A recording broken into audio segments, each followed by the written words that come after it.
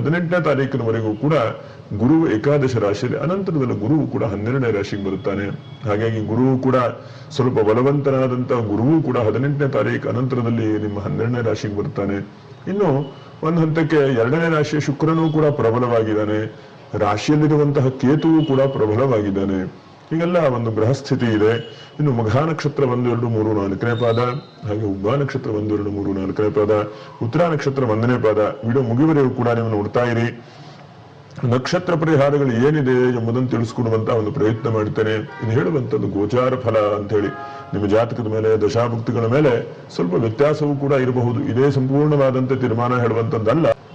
ಧನಸ್ಥಾನದ ಶುಕ್ರ ವಿಪರೀತ ಆದಂತ ಖರ್ಚಾಗ್ತಾ ಇದೆ. ಎಲ್ಲಾ ಕಡೆಗೂ ಕೂಡ ಹಣಕಾಸಿನ ಮುಗ್ಗಟ್ಟು, ಒತ್ತಡ ಹೀಗೆ ಆಗ್ತಾ ಇದೆ. ಆದರೂ ಕೂಡ ಅದು ಒಳ್ಳೆಯದಕ್ಕೋಸ್ಕರವಾಗ್ತಾ ಇದೆ. ಹಣ ಬರ್ತದೆ, ಒಂದ್ ತಿಂಗಳಲ್ಲಿ ಒಂದ್ ಸ್ವಲ್ಪ ಹಣ ಬಂದ ಹಾಗೆ ಆಗ್ತದೆ, ಅದ್ರ ಖರ್ಚೇ ಜಾಸ್ತಿ ಆಗ್ತದೆ. ಈ ತಿಂಗಳಲ್ಲಿ ಖರ್ಚಿನ ವ್ಯವಸ್ಥೆ ಜಾಸ್ತಿ ಇದೆ ನಿಮಗೆ. ಇನ್ನು ತೃತೀಯ ರಾಶಿಯಲ್ಲಿ ರವಿ ಇದ್ದಾನೆ, ಬುಧನ ಜೊತೆಗಿದ್ದಾನೆ. ವಿದ್ಯಾಭ್ಯಾಸ ಮಾಡ್ತಾ ಇರುವಂತ ಮಕ್ಕಳಿಗೆ ಚೆನ್ನಾಗಿದೆ. ಒಂದ್ ಹಂತಕ್ಕೆ ನಿಮಗೂ ಕೂಡ ಸಣ್ಣ ಪುಟ್ಟ ಅನಾರೋಗ್ಯಗಳಿದ್ರೆ ಅದೆಲ್ಲ ಆರೋಗ್ಯದ ಕಡೆಗೆ ಬರುತ್ತೆ. ಮನಸ್ಸಿಗೆ ಸ್ವಲ್ಪ ಧೈರ್ಯವೂ ಕೂಡ ಬರುತ್ತೆ. ಕುಜನ ಜೊತೆಗಿದ್ದಾನೆ. ಹಾಗಾಗಿ ಸ್ವಲ್ಪ ಹೋರಾಟ ಮಾಡುವಂತಹ ಪ್ರಯತ್ನ. ಇವತ್ತಾಗ್ಲಿಲ್ಲ ಅಂತ ಹೇಳಿ ಬಿಡುತ್ತಾ ಇಲ್ಲ. ಮತ್ತೆ ಮುಂದೆ ಹೋಗ್ತೀರಿ, ನಾಳೆ ಹೋಗ್ತೀರಿ, ನಾಡಿದ್ದು ಹೋಗ್ತೀರಿ, ಮುಂದಿನ ದಿವಸ ಹೋಗ್ತೀರಿ. ಹಾಗಾಗಿ ಹೋರಾಟ ಮಾಡುವಂತ ಪ್ರಯತ್ನ ಬಿಡಬೇಡಿ.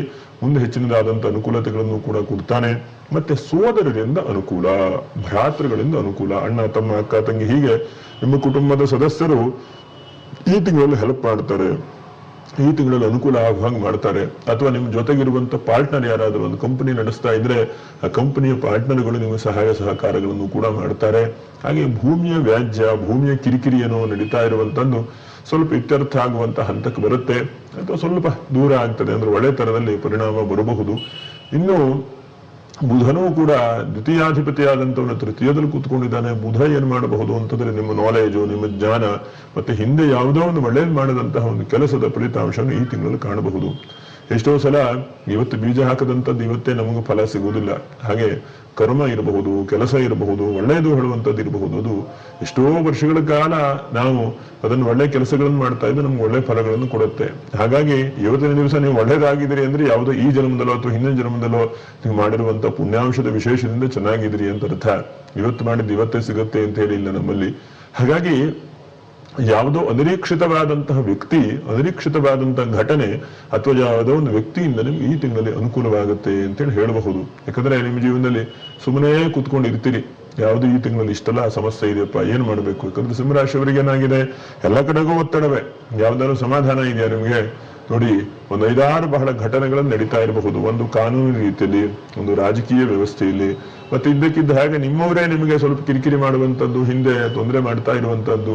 ಮತ್ತೆ ಹಣಕಾಸು ಬರುತ್ತೆ ಅಂತ ಅನಿಸುತ್ತೆ, ನಾವು ಬರುವಂತ ಹಣಕಾಸು ಎಲ್ಲೋ ಹಿಂದೆ ಮುಂದೆ ಹೇಗೋ ಆಗ್ಬಿಡುತ್ತೆ ಹಣಕಾಸು ಕೂಡ. ಹೀಗೆ ಇಂತಹ ಬಹಳ ಒತ್ತಡ, ಬಹಳ ಮನಸ್ಸಿನ ತೊಂದರೆಯಲ್ಲಿ ಇದೀರಿ ನೀವು.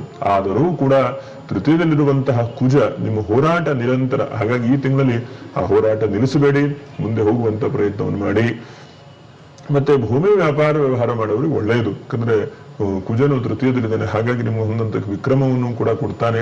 ಅಥವಾ ಯಾವುದೋರಿಂದ ಬರಬೇಕಾದಂತ ಋಣ ಅಥವಾ ಹಣ ಈ ತಿಂಗಳಲ್ಲಿ ಬರುವಂತ ಸಾಧ್ಯತೆಗಳಿದೆ. ಯಾಕಂದ್ರೆ ತುಂಬಾ ಅಲ್ದಾಡ್ತಾ ಇದ್ದೀರಿ, ಯಾರೊಬ್ಬರಿಗೆ ದುಡ್ಡು ಕೊಟ್ಬಿಟ್ಟಿದ್ದೀರಿ. ಯಾಕಂದ್ರೆ ನೀವು ಯಾವಾಗೂ ಸಿಂಹರಾಶಿಯವರು ಹೀಗೆ ಇನ್ನೊಬ್ಬರಿಗೆ ದಾನ ಮಾಡೋದಲ್ಲಿ ಬಹಳ ಮುಖ್ಯವಾಗಿ ಕೊಡುವಂತ ವ್ಯಕ್ತಿಗಳು. ಹಾಗಾಗಿ ಆ ಹಣ ಕೊಟ್ಟಂತಹ ಅಥವಾ ಇನ್ನೊಬ್ಬರಿಗೆ ಹೆಲ್ಪ್ ಮಾಡಿರುವಂತಹದ್ದು ದಾನ ಅಂತಂದ್ರೆ ಅಪೇಕ್ಷೆ ಇಲ್ಲದೆ ಮಾಡುವಂತದಕ್ಕೆ ದಾನ ಅಂತ ಹೇಳ್ತಾರೆ. ದಾತುಂ ಇಚ್ಛೇತ್ ಅಂತ. ಹಾಗಾಗಿ ನೀವು ದಾನ ಮಾಡಿ ಒಳ್ಳೇದು ಕೊಟ್ಟರು ಸಂತೋಷ, ಅಥವಾ ಯಾರೋ ಒಬ್ಬರಿಗೆ ಸಹಾಯ ಮಾಡಬೇಕು ಹೇಳುವಂತ ಉದ್ದೇಶದಿಂದ 6 ತಿಂಗಳ, ವರ್ಷ, 2 ವರ್ಷದಲ್ಲಿ ಹಣ ವಾಪಸ್ ಬರಲಿ ಅಂತ ಹೇಳಿ ಯಾರಿಗಾರು ಕೊಟ್ಟಿಟ್ಟಿದ್ರೆ ಆ ಹಣ ಬರುವಂತ ಸಾಧ್ಯತೆಗಳಿದೆ.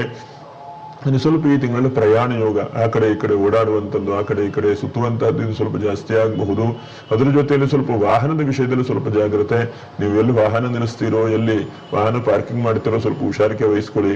ಎಲ್ಲಿನಾದ್ರು ಯಾರು ಬಂದು ವಾಹನವನ್ನ ಎತ್ಕೊಂಡು ಹೋಗಬಹುದು, ಅಥವಾ ಸ್ವಲ್ಪ ಕಳ್ಳತನ ಆಗಬಹುದು.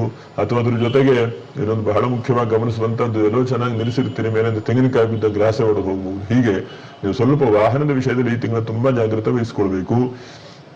ಇನ್ನು ಏನೇನು ದಾರಿಗಳು ಒಳ್ಳೆ ರೀತಿಯಲ್ಲಿ ಆಗುವಂತದ್ದು ಅಂತಂದ್ರೆ, ನಮ್ಮ ಒಂದು ಹೋರಾಟಕ್ಕೆ ಪ್ರತಿಫಲವು ಕೂಡ ತಕ್ಕ ಮಟ್ಟಿಗೆ ಒಳ್ಳೆ ರೀತಿಯಾಗಿ ಸಿಗಬಹುದು. 2 ದಿವಸ 3 ದಿವಸ ಕೆಲಸ ಇಲ್ಲ ಅಂತ ಹೇಳಿ ಬೇಜಾರಾಗಬೇಡಿ. ಯಾವುದೋ ಒಂದು ದಿವಸವೇ ನಿಮಗೆ ಮಿಕ್ಕಿರುವಂತಹ ದಿವಸದ ಹಣವು ಕೂಡ ಬರುವಂತ ಸಾಧ್ಯತೆಗಳಿದೆ. ಮತ್ತೆ ಆದಷ್ಟು ಭಗವಂತನನ್ನು ಧ್ಯಾನ ಮಾಡ್ತಾ ಇರಿ. ಈ ತಿಂಗಳಲ್ಲಿ ಭಗವಂತನ ಎಲ್ಲೋ ಒಂದು ಕಡೆ ನಿಮ್ಗೆ ಅನುಕೂಲತೆಗಳನ್ನು ಕೊಡ್ತಾನೆ. ಭಗವಂತನ ಪ್ರತ್ಯಕ್ಷವಾಗಿ ನಿಮ್ಗೆ ಫಲ ಕೊಡದೇ ಇದ್ರೂ ಕೂಡ ಯಾರದೋ ಮೂಲಕವಾದರೂ ಕೂಡ ನಿಮ್ಮ ಫಲಗಳನ್ನು ಒಳ್ಳೆ ರೀತಿಯಾಗಿ ಸಿಗುವ ಹಾಗೆ ಮಾಡ್ತಾನೆ. ಅನಿರೀಕ್ಷಿತವಾದಂತಹ ಯಾವುದೋ ವ್ಯಕ್ತಿ ಸಿಕ್ಕಿ ಏನಾದ್ರೂ ಸ್ವಲ್ಪ ಲಾಭಾಂಶಗಳಾಗುವ ಹಾಗೆ ಆಗುತ್ತೆ. ಮತ್ತೆ ನಿಮ್ಮ ರಾಜಕೀಯ ಜೀವನ ಇರಬಹುದು, ದೊಡ್ಡ ದೊಡ್ಡ ಬಿಸಿನೆಸ್ ಮೈಂಡ್ ಇರಬಹುದು, ಅದನ್ನ ಕುಂದು ಕೊರತೆ ಇದ್ರೂ ಕೂಡ ಅದನ್ನ ಧೈರ್ಯದಿಂದ ಮುನ್ನುಕ್ಕೊಂಡು ಹೋಗ್ತಾ ಬನ್ನಿ. ಅಂದ್ರೆ 2 ತಿಂಗಳ 3 ತಿಂಗಳ ಇಲ್ಲ ಅಂತ ಆದ್ರೂ ಕೂಡ ಎಲ್ಲೋ ಒಂದು ಕಡೆಗೆ ಒಂದು ಕೆಲಸ ಆದ್ರೂ ಆಗತ್ತೆ ನಿಮಗೆ. ಸಿಂಹರಾಶಿಯವರಿಗೆ ಹಾಗೆ ಹುಲಿ ಹಸುವುಕೊಂಡು ಹುಲ್ಲು ತಿನ್ನುವುದೇನಂತೆ, ಹಾಗೆ ನೀವು ಕಾಯ್ತಾ ಇರ್ತೀರಿ ಜೀವನದಲ್ಲಿ. ಹಾಗಾಗಿ ನಿಮ್ಗೆ ಕಾಯುವಂತಹದ್ದು ಒಳ್ಳೆಯದೇ. ಆ ಕಾಯುವಂತದ್ದಕ್ಕೆ ಒಳ್ಳೆ ರೀತಿಯಾದಂತಹ ಫಲಗಳನ್ನು ಕೂಡ ಭಗವಂತ ನೀಡುತ್ತಾನೆ. ಇನ್ನು ನೋಡಿ, 2ನೇ ತಾರೀಕು ಬಹಳ ಒಳ್ಳೆಯದಿದೆ ಪೂಜೆ ಪುನಸ್ಕಾರಗಳನ್ನು ಮಾಡಲಿಕ್ಕೆ. ಇನ್ನು 6ನೇ ತಾರೀಕು ಕೂಡ ಪೂಜೆ ಪುನಸ್ಕಾರಗಳನ್ನು ಮಾಡಲಿಕ್ಕೆ ಚೆನ್ನಾಗಿದೆ. 2 ದಿವಸ ಏನಾದರೂ ಪೂಜೆ ಪುನಸ್ಕಾರಗಳನ್ನು ಮಾಡಿಕೊಳ್ಳಿ. ಇನ್ನು ನಕ್ಷತ್ರ ಪರಿಹಾರಗಳೇನು? ಮಘ ನಕ್ಷತ್ರ, ನೀವು ಸಾಧ್ಯ ಆದರೆ ವಿಜಯದಶಮಿ ದಿವಸ ನೀವು ಎಷ್ಟು ಸಾಧ್ಯ ಆಗುತ್ತೋ ಅಷ್ಟು ಅನ್ನದಾನ ಮಾಡುವಂತಹ ಒಂದು ಪ್ರಯತ್ನವನ್ನು ಮಾಡಿ. ಹುಬ್ಬ ನಕ್ಷತ್ರ ವಿಷ್ಣು ಸಹಸ್ರನಾಮ ಈ ತಿಂಗಳಲ್ಲಿ ಹುಬ್ಬ ಅಂತಲೇ ಕರೀತಾರೆ. ವಿಷ್ಣು ಸಹಸ್ರನಾಮ ಪ್ರತಿನಿತ್ಯ ಪಠನೆ ಮಾಡಿ. ವಿಷ್ಣು ಸಹಸ್ರನಾಮ ಬಹಳ ಒಳ್ಳೆಯದಾದಂತಹದ್ದು. ಇನ್ನು ಉತ್ತರ ನಕ್ಷತ್ರದವರು 1ನೇ ಪಾದದವರು ಸ್ವಲ್ಪ ಗಲಬಿಲಿ ಚಿಂತೆ ಎಲ್ಲವೂ ಕೂಡ ಆಗ್ತಾ ಇದೆ. ಹಾಗಾಗಿ ಒಂದು ಹಣತೆಯಲ್ಲಿ ದೀಪ ಹಚ್ಚುವಂತಹ ಒಂದು ಪ್ರಯತ್ನವನ್ನು ಮಾಡಿ. ಈ ತಿಂಗಳು 1ನೇ ತಾರೀಕಿಂದ ಕೊನೆಯವರೆಗೂ ಕೂಡ ನೋಡಿ, 1ನೇ ತಿಂಗಳು ನವಮಿ ಇದೆ, ಆಯುಧ ಪೂಜೆ ಮಾಡುವಂತ ದಿವಸ ಇದೆ. ಈ ತಿಂಗಳು ಕೊನೆಯವರೆಗೂ ಕೂಡ ದೀಪವನ್ನು ಹಚ್ಚಿ ದೀಪಕ್ಕೆ ನಮಸ್ಕಾರ ಮಾಡಿಕೊಳ್ಳಿ. ಅಮ್ಮ ನನಗೆ ಅನುಗ್ರಹ ಮಾಡು, ಯಾವುದೇ ರೀತಿಯಾದಂತಹ ತೊಂದರೆ ತಾಪತ್ರಗಳಿದ್ರೂ ಕೂಡ ಅದನ್ನೆಲ್ಲ ಪರಿಹಾರ ಮಾಡಿ ರಕ್ಷಣೆ ಮಾಡಿಕೊಡು ಅಂತ ಹೇಳಿ ಕೇಳ್ತಾ ಬನ್ನಿ. ನೀವು ಇಷ್ಟು ಮಾಡಿದ್ರೆ ನಿಮಗೆ ಈ ತಿಂಗಳಲ್ಲಿ ಹೆಚ್ಚಿನದಾದಂತಹ ಲಾಭಾಂಶಗಳನ್ನು ಭಗವಂತ ಅನುಗ್ರಹಿಸಬಹುದು. ಏನೇ ಕೆಲಸ ಕಾರ್ಯಗಳಿದ್ರೂ ಕೂಡ 18ನೇ ತಾರೀಕು ಒಳಗಡೆ ಮಾಡಿ ಅಂತ ಹೇಳ್ತಾ ಮುಂದಿನ ವಿಡಿಯೋದಲ್ಲಿ ಭೇಟಿ ಮಾಡೋಣ. ನಮಸ್ಕಾರ. ಲೋಕಾ ಸಮಸ್ತ ಸುಖಿನೋ ಭವಂತು. ನಮಸ್ಕಾರ.